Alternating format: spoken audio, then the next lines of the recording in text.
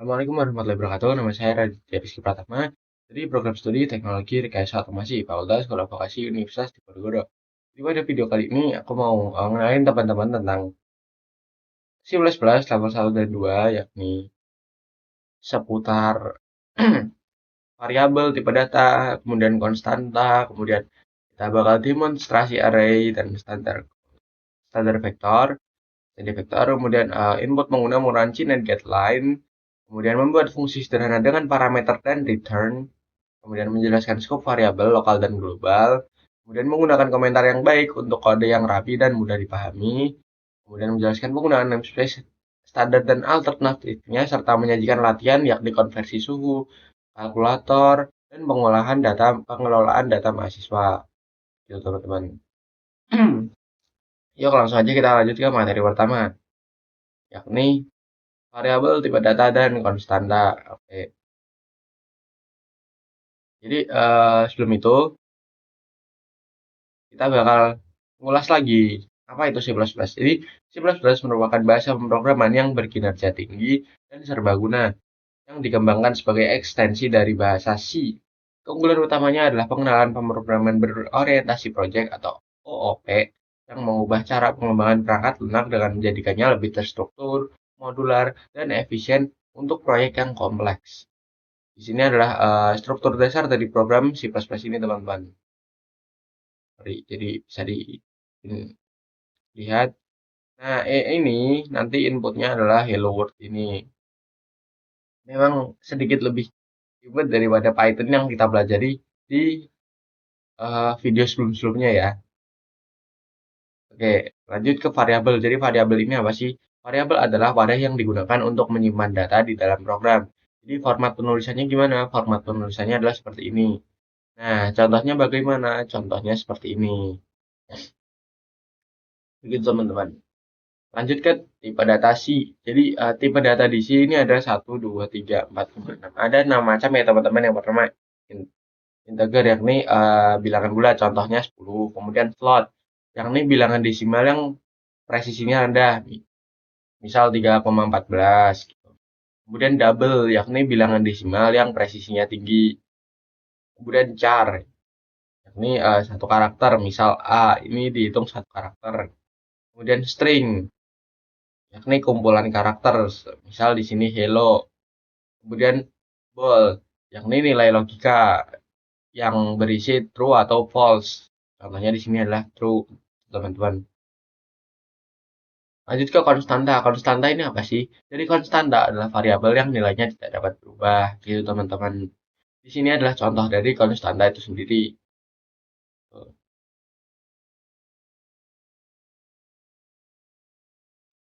kemudian di sini aku punya contoh ya. Yang pertama yakni array, teman-teman. Jadi di sini ada contoh array. Ini adalah kodenya yang in main, kemudian double temperature list seperti yang kita tahu dan belajar sebelumnya. Double ini bilangan desimal dengan presisi tinggi. Kemudian temperature list ini adalah variabelnya. Jadi temperature list, kemudian N4 yakni sorry, bilangan bulat, kemudian di sini di bagian 34,34,5, 25,8, 26,8, 2,0 ini adalah isi dari variabel itu sendiri, yakni temperature list. Kemudian di sini nanti jika teman-teman mau nampilin misal nih variabel misal mau nampilin 25,8, ya kan, teman-teman nanti tinggal isi di sini aja. Oh ya, for your information, untuk informasi tambahan, jadi C++ ini menghitung objek dari nol ya teman-teman. Jadi misal teman-teman mau nampilin 34,5, itu bukan satu teman-teman ngetiknya di sini, tapi ngetiknya 0. Kemudian ini 0, 1, 2, 3 gitu. Dan ini total dari ininya, total dari isi variabelnya teman-teman. Nah, di sini kita mau menambahkan variabel kedua. Jadi variabel kedua yakni 34 ya, 26,8. Kita tinggal run aja di sini. Kita klik variabel 2, ketika ketik variabel 2 kemudian di run.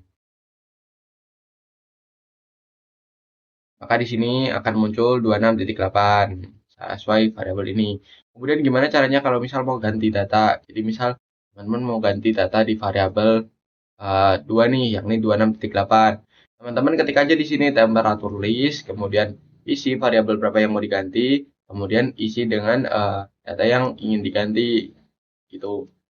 Kemudian setelah dari itu teman-teman bisa bisa langsung run aja.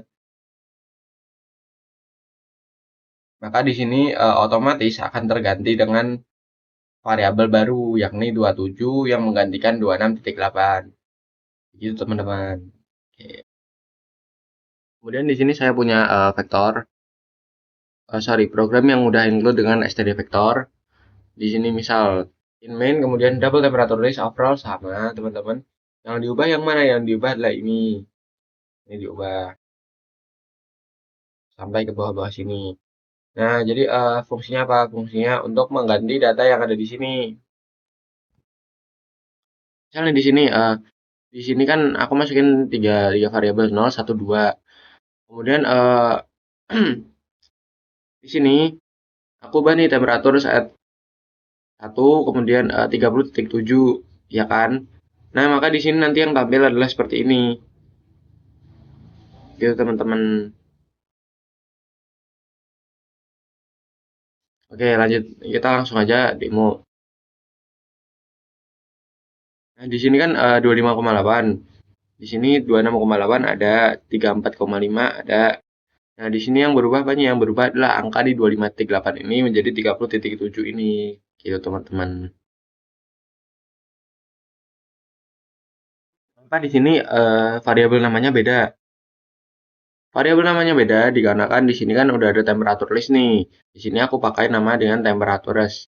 Nah, ini uh, fungsinya apa sih kok dibedain? Jadi biar nggak ada crash satu sama lain antara fungsi gitu loh teman-teman. Ya udah jelas kan ya? Sebenarnya masih banyak sih apa namanya yang bisa dieksplor dengan vektor ini. Tuh. Misalnya nih, misalnya di sini nambahin ini, misal nambahin apa namanya? eh, Nambahin data di vektornya, vektor array vektor. Kemudian di sini nyari size-nya. Ini for your info buat teman-teman kalau misal nih mau ini apa namanya? Mau nambahin fitur, nambahin data di vektor array kemudian nyari size-nya bisa pakai kode ini teman-teman. Jadi temperatur pushback ini fungsi untuk nambah data, kemudian stdcount temperatur size ini buat nyari nyari besar datanya. Ya, coba kita langsung run aja.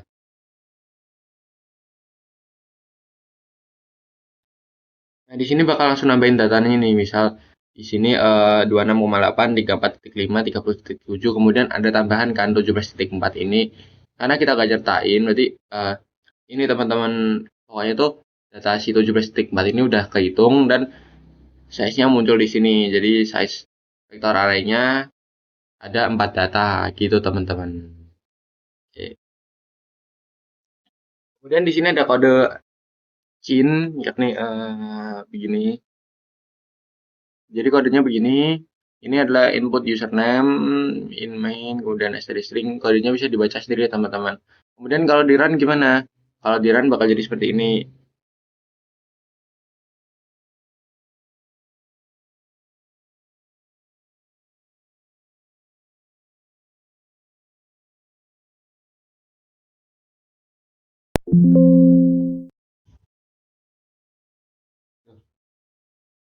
Bentar teman-teman.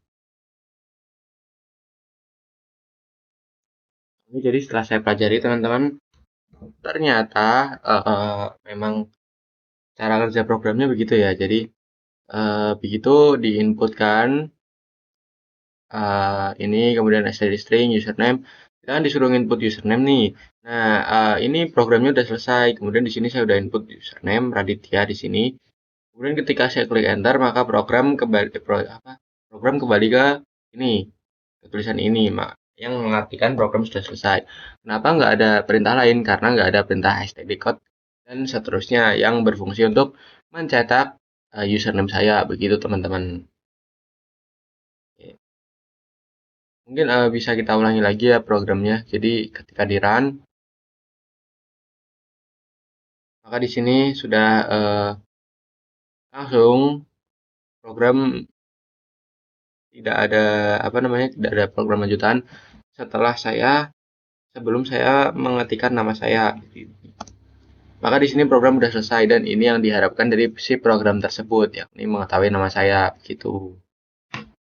Nah, jadi di sini adalah perbedaan ketika saya memakai standar code dan sebelum memakai standar code. Di sini saya sudah run programnya, kemudian saya akan ketikkan di sini Raditya.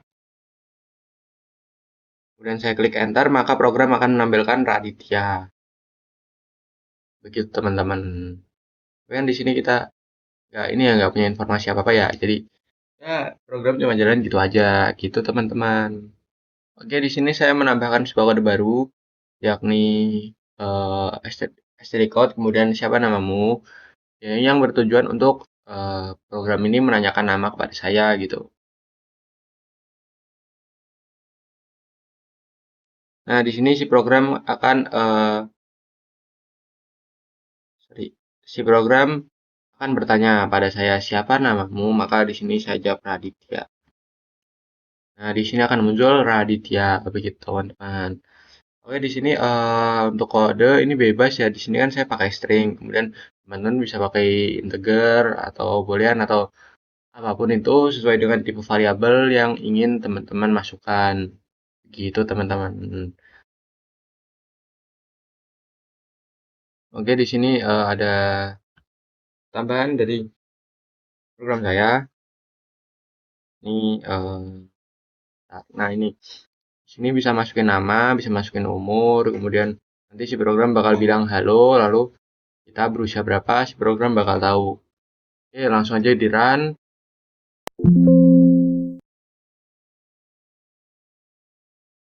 Bentar. Oke, di sini tadi saya lupa menambahkan stdn line. Jadi di sini program akan menanyakan nama, kemudian siapa namamu, lalu kita tanya umur kita berapa, lalu program akan menampilkan halo, kamu berusia bla bla bla. Lalu program berakhir seperti pada contoh ini. Kita bisa run lagi.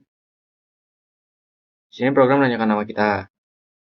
Kemudian kita ketik nama kita, lalu ditanya berapa umur kita, isi berapa umur kita, lalu program mengucapkan, halo, Raditya kamu berusia 18, begitu teman-teman. Lanjut ke program kalkulator sederhana, yakni kalkulator dari program C++ yang kodenya bisa dilihat teman-teman di sini, using namespace, kemudian kalkulator sederhana, kita bisa masukkan angka pertama, kemudian angka kedua, lalu di sini ada tandanya. Jika kita masukkan plus, maka A plus B, jika minus, A minus B, kemudian kali A kali B, serta bagi A bagi B. Itu bisa langsung kita run aja programnya di sini.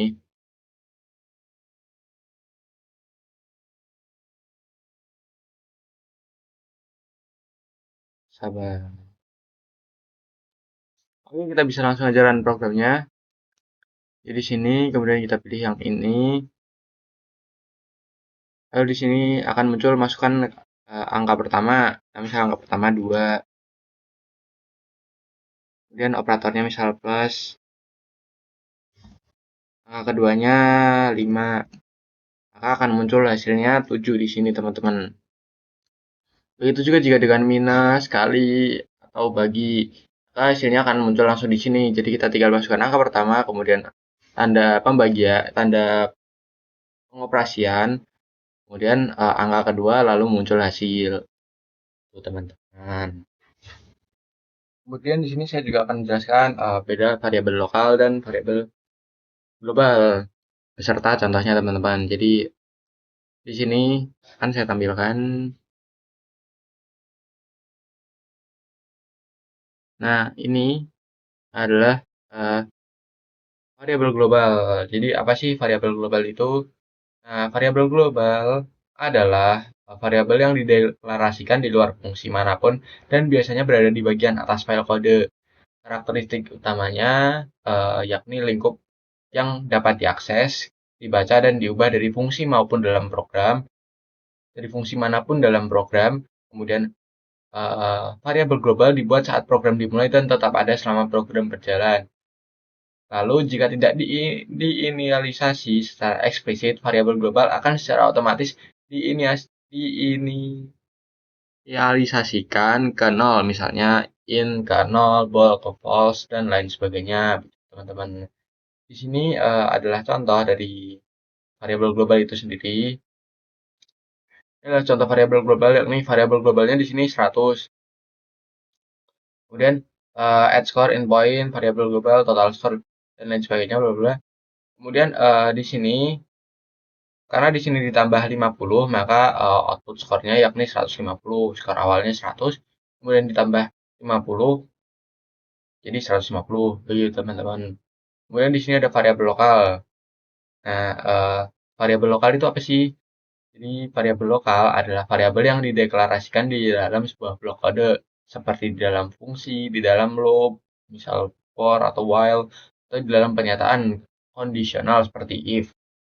Kemudian karakteristik utamanya apa? Karakteristik utamanya yakni hanya dapat diakses,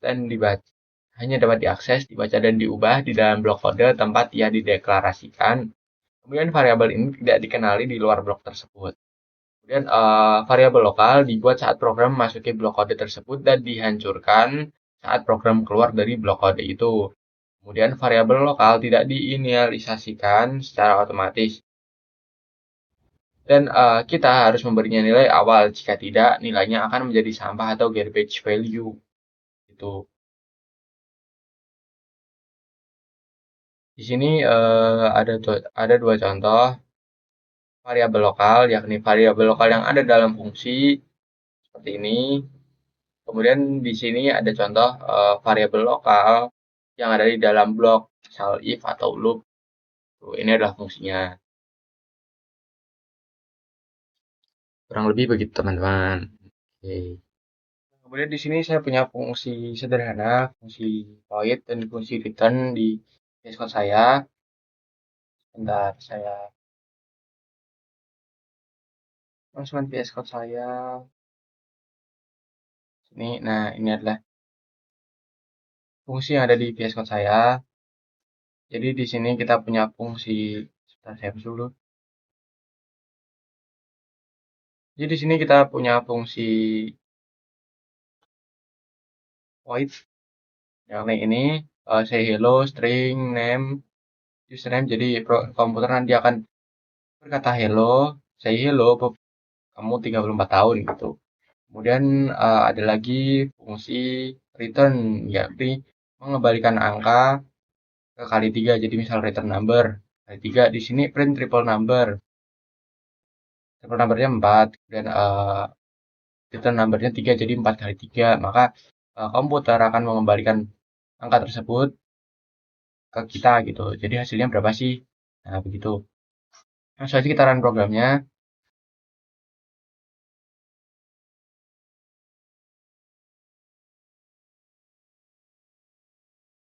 Nah, di sini fungsi void hello Bob, you are 34. Kemudian hello John, you are 36. Sesuai dengan fungsi ada di sini.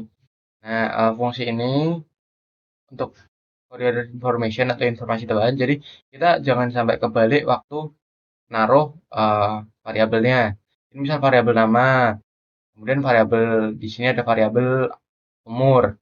Nah, kita jangan sampai kebalik di umur dulu atau angka dulu. Kita harus lihat nih di sini apa dulu yang dimasukin di string. Jadi di sini kan username dulu. Berarti di sini juga harusnya username dulu baru angka. Kalau di sini angka dulu, sebentar ini kenapa?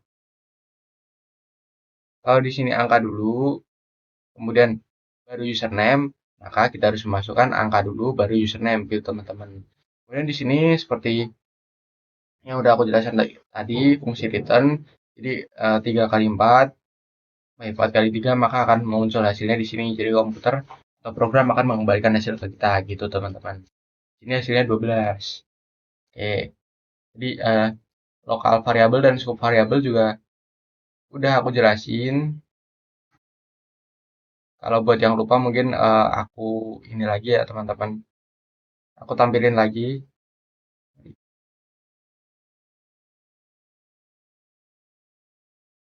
Nah, di sini variabel lokal, kemudian di sini variabel lokal dalam blok if atau loop, kemudian di sini variabel lokal dalam fungsi, dan di sini variabel global.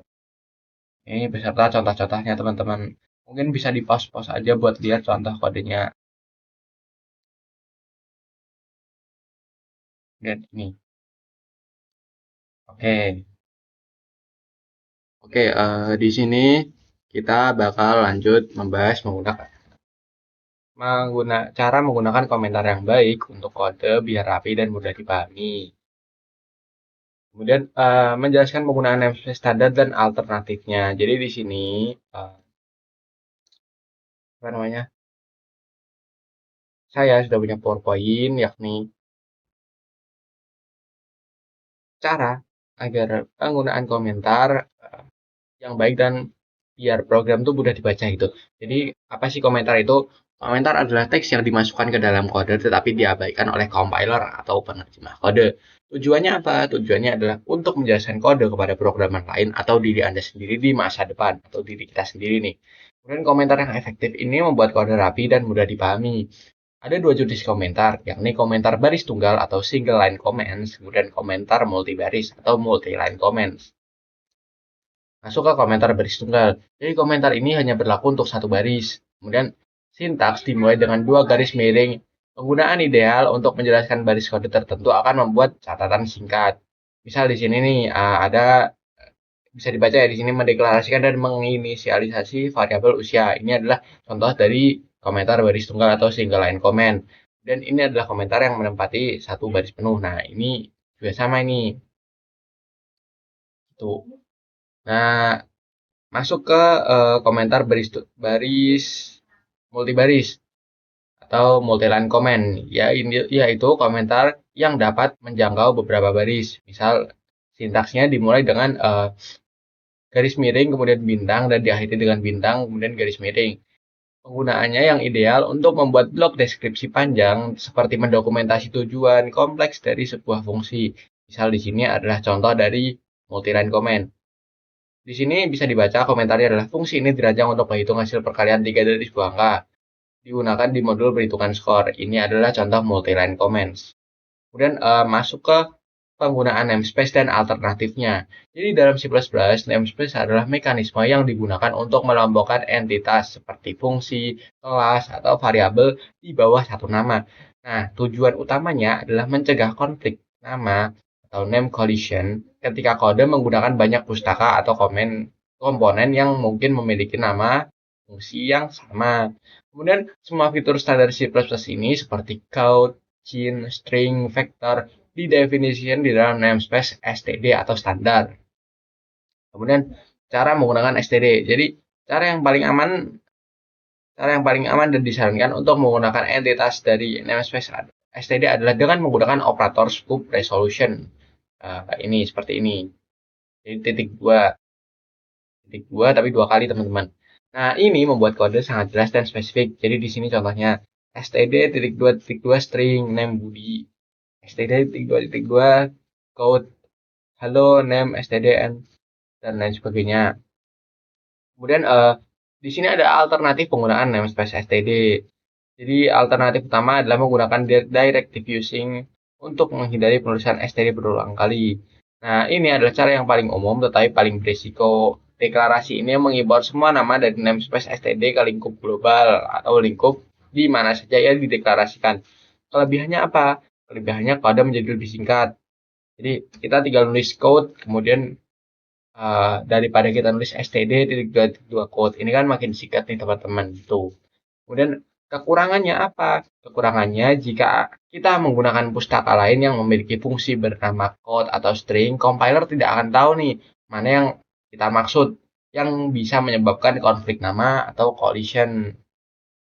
Contohnya bagaimana? Contohnya seperti ini. Jadi kita di sini cuma klik using namespace std kemudian titik titik koma, lalu ini udah mengimpor semua nama nih. Jadi di sini kita tinggal nulis code tanpa perlu nulis std 2.2.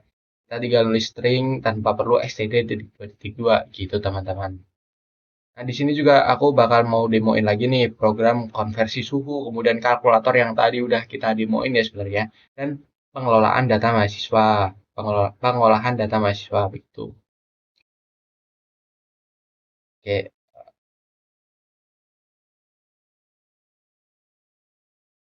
jadi di sini aku bakal demoin kalkulator dulu. Kalkulator. Konversi suhu dulu. Visual.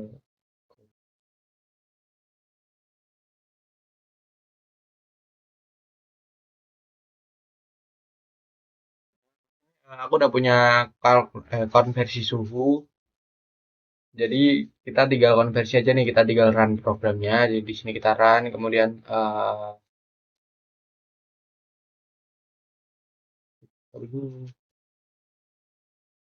sabar. Wait.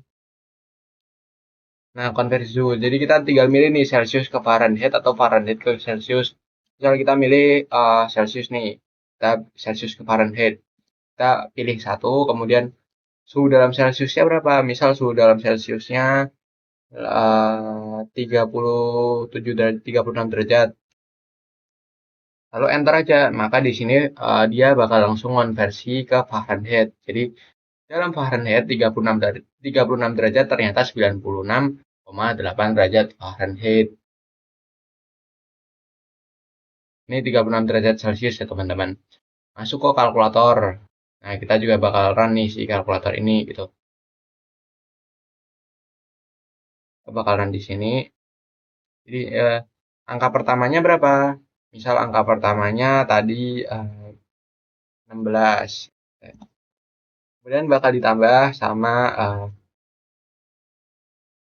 kita milih operasi dulu nih, operator pengoperasian yang bakal kita gunakan. Di sini plus, minus, kali, dan bagi. Misal di sini kita bakal pakai plus aja ya teman-teman. Masukkan angka kedua yakni 11 misal. Ntar lalu hasilnya 27 gitu teman-teman. Ini adalah project kalkulator, ini konversi suhu. Kemudian yang terakhir adalah data mahasiswa. Jadi kita bakal run juga aplikasi data mahasiswa, pengelolaan data mahasiswa. Berapa mahasiswa? Di sini misal kita ini nih apa namanya? Sebutin mahasiswanya 4 misal. Nama pertama adalah Udin. Umurnya misal 20 tahun. Kemudian GPA-nya berapa? GPA-nya kita bisa ketik 4. Kemudian mahasiswa kedua namanya Asep misal. Kita enter maka akan muncul umurnya berapa? 19. Misal kita isi 19. GPA ini bebas teman-teman mau isi berapa misal 1, 2, 3, 4, 5, 6, 7, 8, 9, 10 juga boleh. Nah, terserah teman-teman lah. Ini isi 4 lagi. Mahasiswa ketiga namanya siapa? Namanya si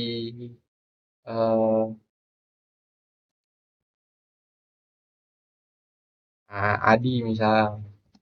Kemudian umurnya berapa? Umurnya 20. GPA-nya 3,9. Kemudian mahasiswa 3,9, sorry 3,9.